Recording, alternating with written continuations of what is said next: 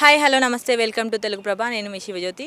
ఇప్పుడు మనం OU JAC సభ్యులు మెంబర్స్ మనతో ఉన్నారు. సతీష్ గారు, ఆయన ఓయూ అంటే ఓయూలోనే కాకుండా తెలంగాణలో నిరుద్యోగుల గురించి, వారి సమస్యల గురించి మనతో మాట్లాడతారు. చెప్పండి, అసలు నిరుద్యోగులు ఎలాంటి సమస్యలు ఫేస్ చేస్తున్నారండి? మేడం హాయ్, నా పేరు సతీష్.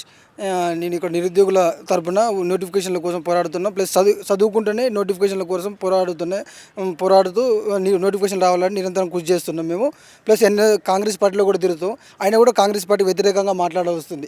ఎందుకంటే కాంగ్రెస్ పార్టీ ఏం చెప్పిందంటే, ఇప్పుడు బీఆర్ఎస్ మంచి మెజార్టీలో ఉన్నప్పుడు బీఆర్ఎస్ కాకుండా కాంగ్రెస్నే గెలిపించుకున్నాం మేము. ఎందుకంటే మాకు నిరుద్యోగులకు న్యాయం చేస్తాం అని మేనిఫెస్టోలో పెట్టింది. 2 లక్షల ఉద్యోగాలు ఇస్తాం, సంవత్సరం లోపల 2 లక్షల ఉద్యోగాలు ఇస్తాం, మెగా డిఎస్సీ చేస్తాం, 25,000 పోస్టులతో మెగా డిఎస్సీ చేస్తాం, నిరుద్యోగులకు అన్ని విధాలుగా ఆదుకుంటాం.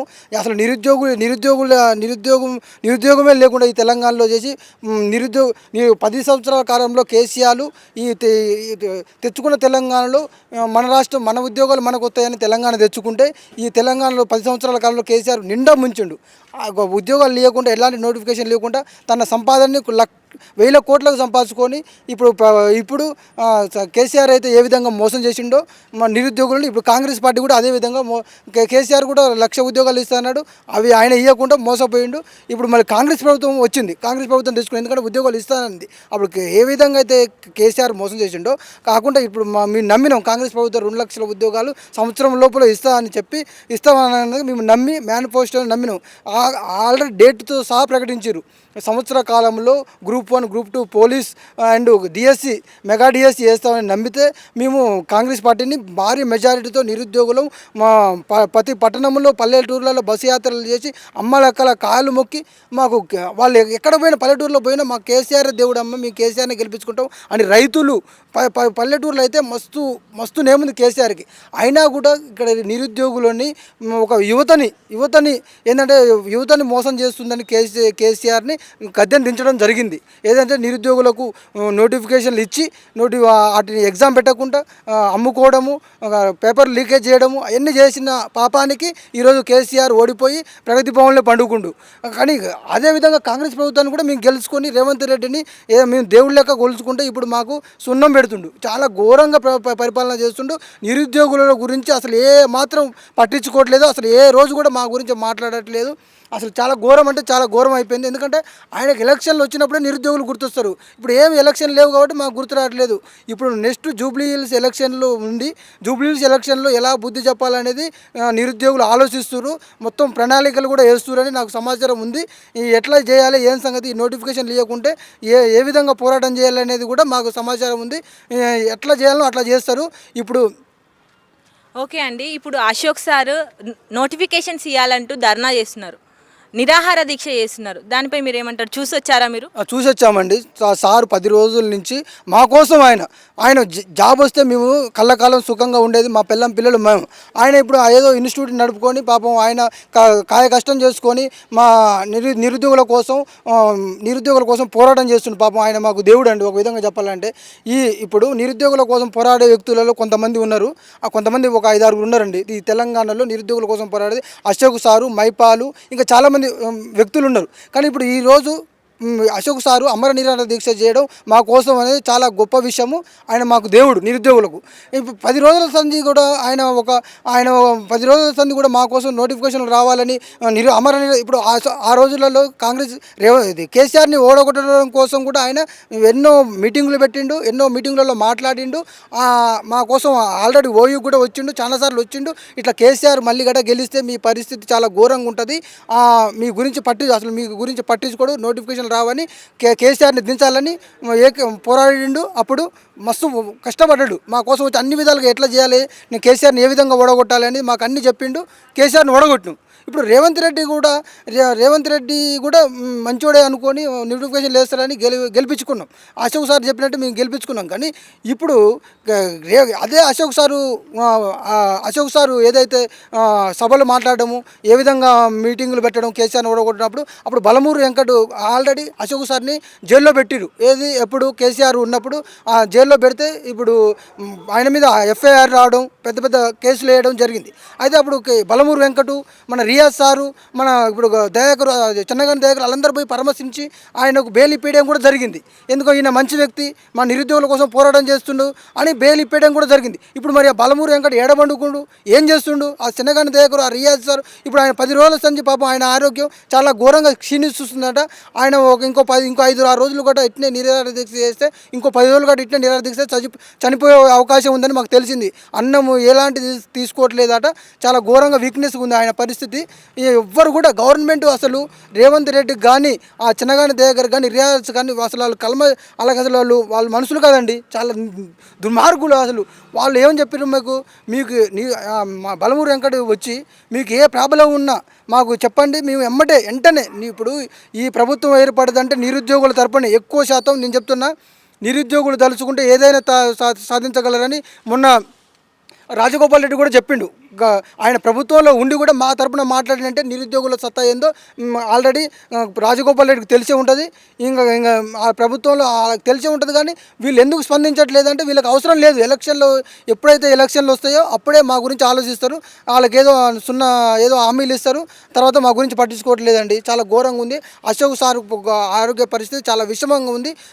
ఇట్లనే చేసుకుంటే గవర్నమెంట్ కూడా పట్టించుకోకుండా నోటిఫికేషన్లు ఇవ్వకుండా ఆయన చనిపోయింది అనుకో రాష్ట్రం రణరంగం జరుగుతుంది. మేము ఆల్రెడీగా అన్ని విధాలుగా మేము ప్రభుత్వానికి ఏ విధంగా నోటిఫికేషన్లు వస్తాయని ఆల్రెడీ ఎమ్మెల్యేలు కలుస్తున్నాం.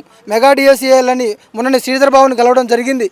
ఎమ్మెల్యేలను వాళ్ళ ఇంటి దగ్గర పోయి వినతి పత్రాలు ఇస్తున్నాం. మాకు వెంటనే 2 లక్షల ఉద్యోగాలు వేస్తున్నారు, పోలీసు ఉద్యోగాలు వేస్తున్నారు, పోలీసు ఉద్యోగాలు వేస్తున్నాడు, మళ్ళీ గ్రూప్ 1 గ్రూప్ 2 ఉద్యోగాలు వేస్తాను, విఆర్ఏ వేస్తున్నాడు. అటు సపడే లేదు, ఏమీ లేదు. అసలు చాలా ఘోరంగా ఇట్లనే ఒక నియంత లెక్క పరిపాలిస్తుండు రేవంత్ రెడ్డి. ఇది మంచి పద్ధతి కాదు. ఇప్పుడు అశోక్ సార్ విరమణ చేయాలంటే, నిరాహార దీక్ష విరమణ చేయాలంటే నోటిఫికేషన్ ఇస్తేనే విరమిస్తా అంటుండు. లేకపోతే అశోక్ సార్ సచ్చుడు నోటిఫికేషన్ వచ్చుడు అనే నినాదంతో ఆయన హాస్పిటల్లో పడి ఉండడం జరిగింది. ఇట్లనే జరగకపోతే రాష్ట్ర రణరంగంగా అవుతుంది. ఇంకా మేము ఏం చేయాలని అది చేస్తాం. ఓకే అండి, ఇప్పుడు అశోక్ సారు తన స్వార్థ రాజకీయాల కోసం ఇదంతా చేస్తున్నారు అని విద్యార్థులు అంటే నిరుద్యోగులు అంటున్నారు. దానిపై మీరేమంటారు? ఎవరన్నారమ్మా? వానికి మైండ్ లేదు, ఏం లేదు. ఎవరన్నారు చెప్పండి, ఎవరన్నారమ్మా? అసలు ఆయన పాపం మా కేసీఆర్ని దించడంలో కూడా కీలక పాత్ర వహించిందంటే ఆయన స్వచ్ఛందంగా వచ్చి కేసీఆర్ని ఏ విధంగా ఓడగొట్టాలి, కేసీఆర్ మీకు చేస్తున్న అన్యాయం ఏంది, గ్రూప్ 1 గ్రూప్ 2 పరీక్షలు రద్దు కావడం ఏంది, పోస్ట్ పోన్ కావడం ఏంది, ఎగ్జామ్స్ పెట్టకపోవడం ఏందని మాకు ఆల్రెడీ ఏ విధంగా చేస్తే పోరాటం చేస్తే కేసీఆర్ని దించొచ్చని మాకు నెంబర్ ఆఫ్ టైమ్స్ ఇక్కడికి ఉస్మానియా యూనివర్సిటీకి వచ్చిండు. అక్కడ మీటింగ్లో సోమాజిగూడలో ప్రెస్ క్లబ్లో జరిగినప్పుడు వచ్చిండు.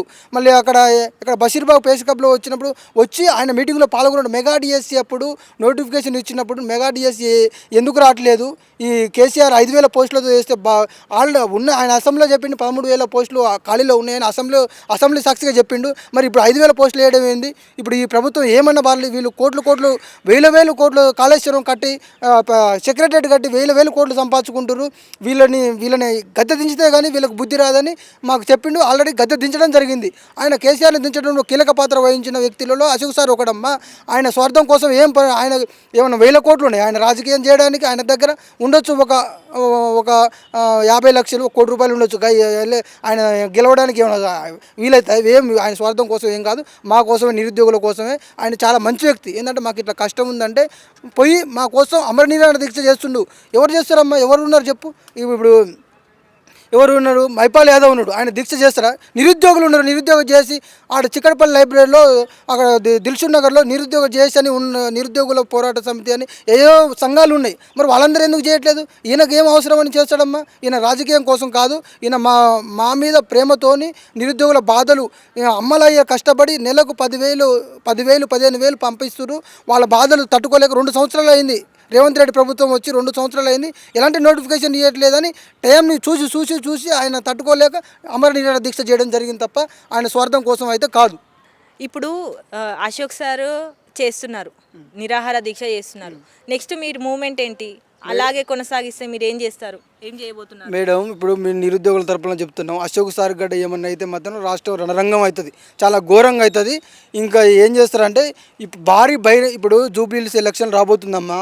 ఇప్పుడు జూబ్లీ ఎలక్షన్ల ముందు గట్ట నోటిఫికేషన్లు కాంగ్రెస్ ప్రభుత్వం రిలీజ్ చేయకపోతే మాత్రము చాలా ఘోరంగా ఉంటుంది. నెక్స్ట్ మా ప్లానింగ్ ఏంటంటే భారీ బహిరంగ 1,00,000 మందితో భారీ బహిరంగ సభ పెట్టాలి, ఈ ప్రభుత్వానికి బుద్ధి చెప్పాలి, జూబ్లీ ఎలక్షన్లో బుద్ధి చెప్పాలని మా నిరుద్యోగులు చాలా ప్రణాళిక రచిస్తారు. నేను కాదు, ఇంకా చాలామంది ఉన్నారు. చిక్కడపల్లిలో కానీ, దిల్సుఖ్ నగర్లో కానీ, అమీర్పేటలో కానీ, ఇక్కడ అశోక్ నగర్లో కానీ చాలామంది నిరుద్యోగులు జేఏసీ ఉంది, చాలామంది సభ్యులు ఉన్నారు. వాళ్ళకు సలహాలు ఇచ్చేటోళ్ళు కూడా ఉన్నారు. ఆల్రెడీ అపోజిషన్ పార్టీలు కూడా ఈ ప్రభుత్వం చేసే కుట్రలు కుతంత్రాలు గమనించి వాళ్ళు కూడా మాకు సహకరించడం జరుగుతుంది. మీరు ఏం చేయాలంటే మీరు 1,00,000 మందితో మీటింగ్ పెట్టుకోండి, మేమందరం వస్తాము, మేము ఏం చేయాలనో అని మాకు సలహాలు కూడా ఇస్తారు. ఇప్పుడు గ్రూప్ 1 కూడా రద్దయింది. ఇప్పుడు గ్రూప్ 1 కూడా ఏదో అమ్ముడు పోయినాయి, పేపర్ లీకేజ్ అయింది. అదే పేపరు ఎగ్జామ్ సెంటర్లో ఒకే సెంటర్లో 50 మంది క్వాలిఫై కావడం జరిగింది అని చేస్తే రద్దు అవుతుంది. అది కంపల్సరీ రద్దు కావాల్సిందే. దాని మీద ఇప్పుడు వ్యతిరేకత ఉంది, ప్రభుత్వానికి, కాంగ్రెస్ ప్రభుత్వానికి వ్యతిరేకత ఉంది. ఇది కాకుండా ఇప్పుడు నెక్స్ట్ ప్లానింగ్ ఏంటంటే జూబ్లీ ఎలక్షన్ల లోపు మాకు కూడా నోటిఫికేషన్ లేకపోతే మాత్రము ప్రభుత్వానికి జూబ్లీ ఎలక్షన్లో ఎఫెక్ట్ పడుతుంది, కంపల్సరీ భారీ ఎఫెక్ట్ పడుతుంది. భారీ బహిరంగ సభకు ప్లాన్ చేస్తారు. అన్ని ఆపోజిట్ పార్టీలు, టీఆర్ఎస్ కానీ, వేరే మల్లన్న పార్టీ కానీ, వేరే అందరూ వచ్చి అటెండ్ అయ్యేయడానికి అవకాశం ఉంది. అటెండ్ అయ్యి మాకు సపోర్టివ్గా నిలబడతారని మేము కోరుకుంటున్నాం. పెద్ద ప్లానింగ్ ఉంది. ఇప్పుడు కానీ నోటిఫికేషన్లు ఇవ్వకపోతే మాత్రం ఆ సభతోని కాంగ్రెస్కు పెద్ద బుద్ధి చెప్పే అవకాశం ఉంటుంది మేడం. చాలా ఘోరంగా రణరంగం అయిపోతుంది. జూబ్లీ ఎలక్షన్లో కూడా ప్రభావం పడుతుంది. ఆ మీటింగ్తోని గవర్నమెంట్కి చాలా ప్రభావం పడుతుంది. నోటిఫికేషన్ లేకపోతే మాత్రం చాలా ఘోరంగా ఉంటుంది.